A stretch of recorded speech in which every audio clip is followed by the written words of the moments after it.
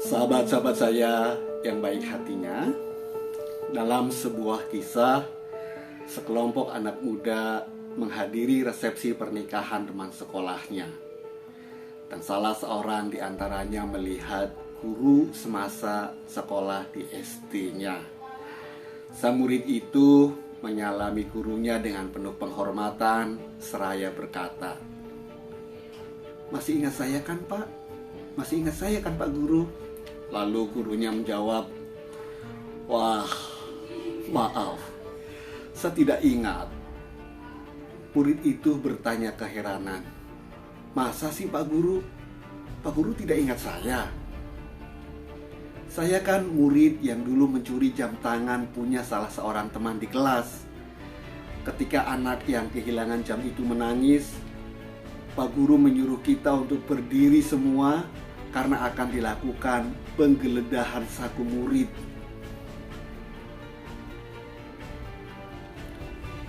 Saat itu saya berpikir bahwa saya akan dipermalukan di hadapan para murid dan para guru, dan akan menjadi tumpahan ejekan dan hinaan. Mereka akan memberikan gelar kepada saya pencuri, dan harga diri saya pasti akan hancur selama hidup saya. Papa menyuruh kami berdiri menghadap tembok dan menutup mata kami semua. Kemudian Papa menggeledah kantong kami, dan ketika tiba giliran saya, Papa ambil jam tangan itu dari kantong saya, dan Papa lanjutkan penggeledahan sampai murid terakhir. Setelah selesai, Pak Guru menyuruh kami membuka penutup mata dan kembali ke tempat duduk masing-masing. Sahabat-sahabat saya yang baik hatinya, ketika itu saya takut Bapak akan mempermalukan saya di depan murid-murid lain yang semuanya adalah teman-teman saya. Lalu Bapak tunjukkan jam tangan itu dan Bapak berikan kepada pemiliknya tanpa menyebutkan siapa yang mencurinya. Selama saya belajar di sekolah itu, Bapak tidak pernah bicara sepatah kata pun tentang kasus jam tangan itu. Dan tidak ada seorang pun guru maupun murid yang bicara tentang pencurian jam tangan itu. Bapak masih ingat saya kan? Masih ingat kan, Pak? Berkali-kali selalu ditanyakan dan memaksa memori Pak Gurunya untuk mengingat. Bagaimana mungkin Bapak tidak mengingat saya? Saya adalah murid Bapak, dan cerita itu adalah cerita pedih yang tak akan terlupakan selama hidup saya. Saya sangat mengagumi Bapak.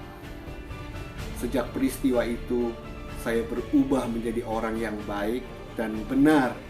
Hingga sekarang, saya jadi orang sukses. Saya mencontoh semua akhlak dan sikap juga perilaku Bapak. Sang guru pun kemudian menjawab, "Sungguh aku tidak mengingatmu. Karena pada saat menggeledah itu, aku sengaja menutup mataku agar aku tidak mengenalmu. Karena aku tidak mau merasa kecewa atas perbuatan salah satu muridku. Aku sangat mencintai semua murid-muridmu. Aku mencintai kalian semua." Sahabat-sahabat saya yang baik hatinya, pendidikan memerlukan akhlak yang mengajari bagaimana menutup segala keburukan orang lain. Seperti kisah bagaimana akhlak guru terhadap muridnya dan juga murid terhadap gurunya. Karena pada hakikatnya setiap kita adalah guru dan setiap kita adalah murid. Untuk itu, tutuplah aib saudaramu tahanlah lisanmu dan jangan menyebarkan aib yang nyata saja diperintahkan oleh Allah untuk ditutup.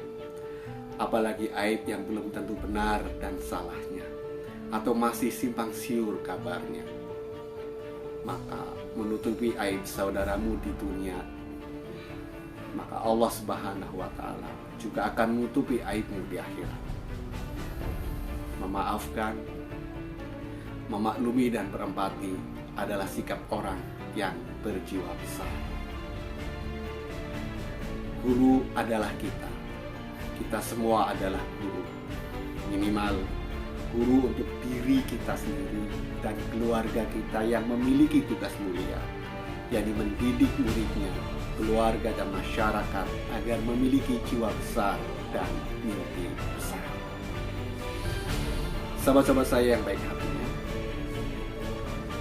semoga kita senantiasa bisa mengikuti proses pendidikan dalam kehidupan sepanjang hayat dan menjadi guru mendidik dengan cinta dan kasih sayang, sehingga akan melahirkan generasi cucu amanah dan memiliki kecerdasan spiritual, intelektual, moral, dan kecerdasan sosial. Demikian, saya Mas Ari Ali, Master Satu Indonesia, guru di Padepokan Kajian Sehat Jiwa.